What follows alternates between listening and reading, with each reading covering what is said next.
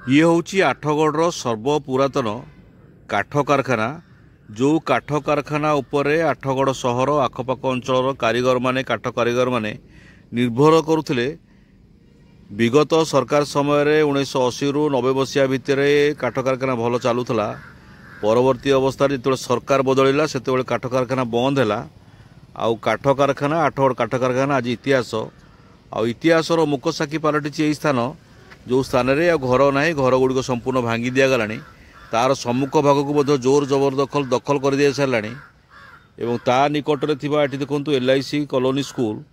LIC colony school एठारे गत 2 वर्ष 3 वर्ष है जो सरकार बंद करदे कुआड़े स्कूल पिला संख्या कमिला। परवर्ती समय ए स्कूल घर मध्य जबरदखल रे आपण जुआड़े देखिए आठगढ़ सहर आखपाख अंचल खाली जबरदखल। एटी प्रशासन नजर नहीं, नेतांकर नजर नाहांती। जदि नेतांकर नजर अच्छी तांकरी दलर कर्मी विभिन्न लोक मैंने सब जिन को जबरदखल करुँच।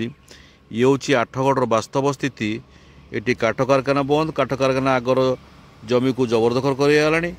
अन्य पक्षे स्कूल जमी को ये शिक्षानुष्ठान जमी को LIC कॉलोनी स्कूल घर गुड़िक ये जबरदखल अवस्था को नहीं गले साधारण लोक।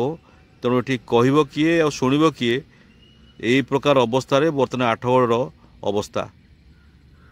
ब्यूरो न्यूज उदय लावण्य।